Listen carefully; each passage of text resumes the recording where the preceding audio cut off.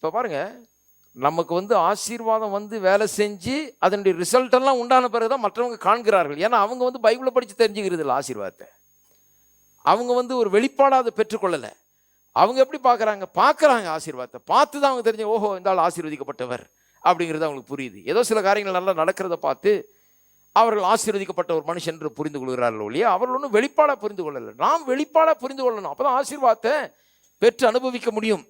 அப்போ பாருங்க 28, அதற்கு அவர்கள் நிச்சயமாக கர்த்தர் உம்மோடு கூட இருக்கிறார் என்று கண்டோம். ஆகையால் எங்களுக்கும் உமக்கும் ஒரு ஆணை ஏற்பாடு உண்டாக வேண்டும் என்று நாங்கள் நிர்ணயம் பண்ணினோம். நாங்கள் உம்மை தொடாமல் நன்மையே சுமக்கு செய்து உம்மை சமாதானத்தோடு அனுப்பிவிட்டது போல நீரும் எங்களுக்கு தீங்கு செய்யாதபடி உம்மோடே உடன்படிக்கை பண்ணிக்கொள்ள வந்தோம். நீர் கர்த்தரால் ஆசீர்வதிக்கப்பட்டவராமே என்றார்கள். துரத்தின ஆளுங்க இப்போ ஒரு அக்ரிமெண்ட் போடுறதுக்கு வந்திருக்காங்க. எங்களை எதுவும் தொந்தரவு பண்ணி எங்களை எதுவும் பிரச்சனை பண்ணிடக்கூடாது, சமாதானமாக இருந்துக்கும். ஏன்னா எங்களை விட பெரிய ஆளா நீர் ஆயிட்டீர், கடவுள் உங்களோட இருக்கிறார், நீர் ஆசீர்வதிக்கப்பட்டவர். அப்போ கர்த்தருடைய ஆசீர்வாதம் ஒரு மனுஷனுடைய வாழ்க்கையில் இருக்கும்போது முதல்ல வந்து அது பெரிய பெருக்கத்தை எல்லாவற்றிலும் உண்டாக்குகிறது. பிரச்சனைகளை அவன் மேற்கொள்ள, பஞ்சத்தின் மத்தியிலே பெருக, பஞ்சத்தை ஜெயிக்க அவனுக்குள்ள ஒரு ஆற்றல் கிரியை செய்து அவனுடைய பிரச்சனைகள் எல்லாம் மேற்கொள்ளக்கூடிய ஒரு சக்தி அவனுக்குள்ள உண்டாகிறது. பாருங்க, இதெல்லாம் ஒரு பெரிய நிஜம். உங்களுடைய வாழ்க்கையில் இவைகளெல்லாம் நீங்கள் அனுபவிக்க வேண்டும். உங்களுடைய கஷ்டங்களை, உங்களுடைய பிரச்சனைகளை மேற்கொள்வதற்கான ஒரு ஆற்றல், ஒரு சக்தி உங்களுக்குள்ளே கிரியை செய்ய தேவன் வைத்திருக்கிறார்.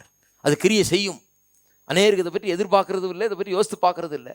பிரச்சனை வந்த உடனே நீங்கள் அதை எதிர்பார்க்கணும். எனக்குள்ள ஒரு சக்தி இருக்கிறது, அதுக்கு பேர் தான் ஆசீர்வாதம், கர்த்தருடைய ஆசீர்வாதம். அது கிரியை செய்யும். இப்போ அது நான் போகிற இடமெல்லாம் எனக்கு கிரியை செய்யும், என்னை வாழ வைக்கும். அது எனக்குள்ள ஒரு சக்தி இருக்கிறது என்பதை நாம் விசுவாசிக்க வேண்டும். அப்படிப்பட்ட ஒரு ஆற்றலை கர்த்தர் உள்ள வச்சிருக்கிறாரு. அது வேலை செய்யும் போது கொஞ்சம் கொஞ்சமாக பிரச்சனையெல்லாம் இருந்து மீண்டு வெளியே வந்து பெருக ஆரம்பித்து நல்ல ஆசீர்வாதமாக இருந்து வாழ்க்கை மாற ஆரம்பிக்கிறது. அப்போ எல்லாரும் கண்டு என்ன பண்ணுறாங்க? பொறாமை கொள்ளுகிறார்கள்.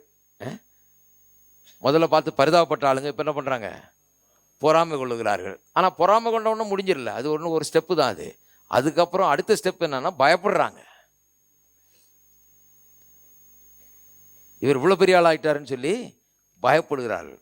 உங்களை பயப்படுத்தின ஆட்கள் உங்களை குறித்து பயப்படுவார்கள். அப்படிப்பட்ட ஒரு காலம் வரும்.